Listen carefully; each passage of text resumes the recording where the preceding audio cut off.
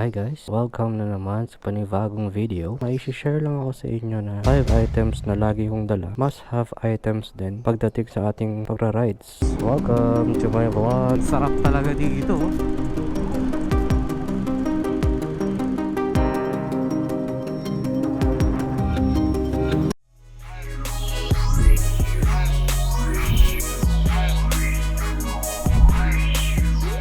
It's official. Summer na. Tag-init na ulit. So, syempre, riding season na yan. So, mabilis ng video lang. Umpisa. Pala, shoutout muna kay Sir GYT. Lagi to nagko-comment. Sir, maraming salamat. Shoutout sa'yo. At kay Sir Xunism. Sir, shoutout din sa'yo. Sa mga gusto ng shoutout, huwag kayong maya mag-comment. So, yun lang. Back to the video. Umpisa na agad natin. Unahin na natin tong tire sealer hand inflator ng Kobe. Ito guys, for emergency lang to. Lalo na yung pag nabutasan kayo ng gulong. Ito ang magsasalba sa inyo. Mapa short ride man yan or long ride, hindi natin masasabi kung kailan tayo mabubutasan ng gulong. Kung maliit lang naman nabutas yan, swerte ka pa rin kasi kaya pa nitong i-seal yung gulong mo. Pero pag napakalaki yung bumutas sa gulong mo, magtutulak ka talaga. So, at least meron tayong prevention pa rin kahit pa paano, lalo na kung kaya namang tapalan ng ganito. Yan, item number 2, basic tools, tool set. Yan, so buksan natin tong 46 pieces natin na tools. Nandiyan lahat ng mga posibleng kakailanganin natin, lalong lalo na sa ating panggilid. Ayan, at least meron tayong pangbaklas, panghigpit ng ating mga tornilyo.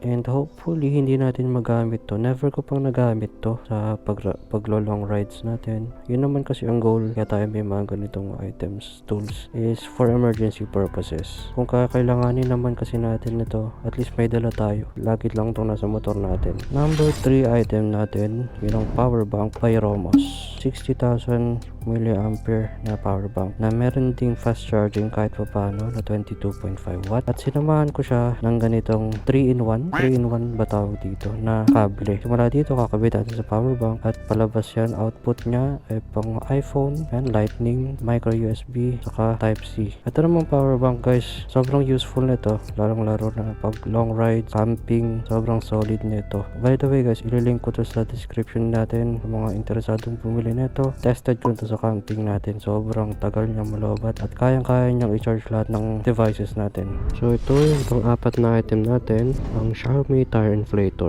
Ngayon may vlog na tayo dito na kung saan kinailangan talaga natin gamitin to kasi may tropa tayo na naflatan ng gulong. Check din natin tong harap niya. Boss, Gis lang!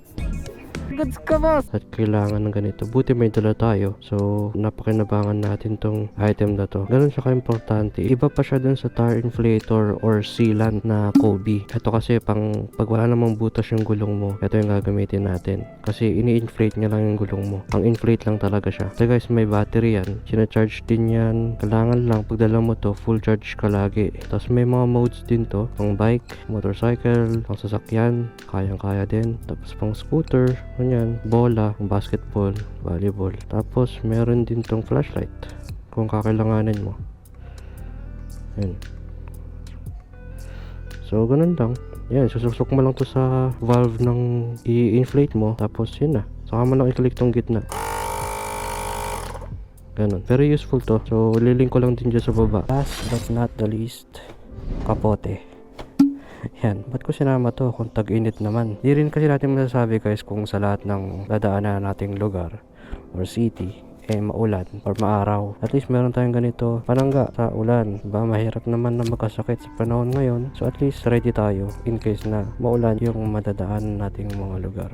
So yun lang, share ko lang sa inyo yung items na meron tayo. Syempre itong items na to guys, for emergency purposes lang to. Syempre hindi naman lagi nating kailangan tong mga to, pero in case of emergency, meron tayong dala. So yun, riding season, sabi ko nga kanina, ingat tayo lagi sa daan guys. Always magdala kayo ng emergency items. Special mention na lang din kung meron kayong first aid kit, sobrang halaga nun. Ako wala pa akong may pakita sa inyo kasi wala pa tayong first aid kit, pero for sure maglalagay tayo nun sa motor natin pag tayo ay magra-ride, lalo na kung may kasama kayong OBR, huwag nyo kakalimutan. So yun, prayers, mapamalayo man yan o malapit lang, prayers lagi guys. Ride safe tayo sa daan. Maraming salamat sa panonood. This is Carl MK.